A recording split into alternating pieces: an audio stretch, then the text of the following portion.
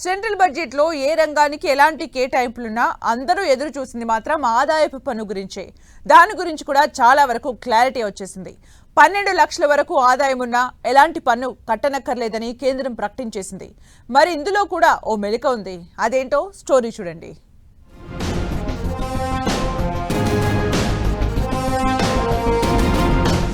Budget లో good news. 12 లక్షల ఆదాయంపై పన్ను లేదు.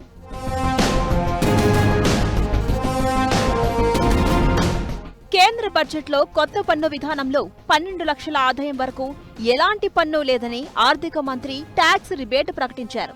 దీనికి స్టాండర్డ్ డిడక్షన్ 75,000 కూడా కలిపితే 12,75,000 వరకు ఎలాంటి పన్ను కట్టక్కర్లేదు. దీంతో చాలా మంది ఇందులోని మతలబు తెలుసుకోకుండా సంబరపడ్డారు. అయితే విషయం ఏంటంటే 12 లక్షల వరకు మాత్రమే పన్ను ఉండదు. ఆ తర్వాత ఆదాయం ₹1,00,000 ఉన్నా సరే స్లాబ్ల ప్రకారం పన్ను కట్టాల్సిందే. ఐటీ చెల్లించే వారికి 2 రకాల విధానాలు అమల్లో ఉన్నాయి. ఈ సంగతి చాలా మందికి తెలుసు.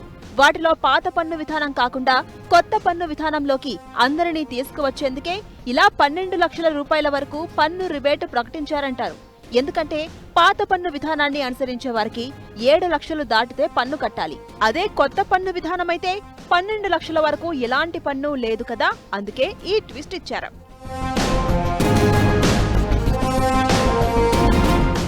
అయితే మరి 12 లక్షల ఆదాయాన్ని దాటిన తర్వాత ఎలా పన్ను మదింపు చేస్తారు? ఇదో సందేహం. ఉదాహరణకు 13 లక్షల రూపాయల ఆదాయం ఉన్న వ్యక్తి తమ పన్నుని ఎలా లెక్కించాలంటే ముందుగా 13 లక్షల నుంచి స్టాండర్డ్ డిడక్షన్ 75,000 తీసివేయాలి. మిగిలిన 12,25,000కు పన్ను ఎలా లెక్కించాలంటే కొత్త స్లాబ్ల ప్రకారం మొదటి 4 లక్షలకు పన్ను ఉండదు.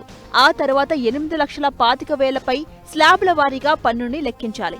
అలా చూసినప్పుడు తర్వాత 4 లక్షలకు 5% చొప్పున 20,000 రూపాయలు కట్టాలి. తర్వాతి 4 లక్షలకు 10% చొప్పున 40,000 పన్ను లెక్కించాలి. తర్వాతి 25,000కు 15% చొప్పున 3,750 రూపాయలు లెక్కించాలి. మొత్తంగా చూసినప్పుడు 63,750 రూపాయలు కట్టాల్సిందే. ఎలాంటి మినహాయింపులు ఉండవు.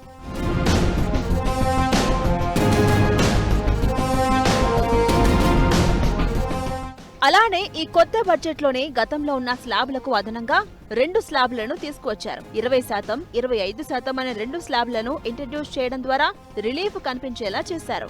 ఇదే బడ్జెట్లో కేంద్ర మధ్యపై వచ్చే ఆదాయం టీడీఎస్ విషయంలో ఊరట ప్రకటించింది. సీనియర్ సిటిజన్స్ కు వడ్డీపై వచ్చే ఆదాయంలో టీడీఎఫ్ పరిధిని 50,000 నుంచి 1,00,000కు పెంచింది. అంటే వడ్డీ ఆదాయం 1,00,000 వరకు ఉంటే టీడీఎస్ కట్ చేయరు.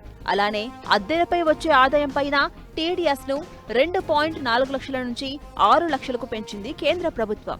ఇక ఉన్నత విద్య కోసం తీసుకున్న రుణాలపై కూడా టీడీఎస్ మినహాయింపు ప్రకటించింది కేంద్ర ప్రభుత్వం.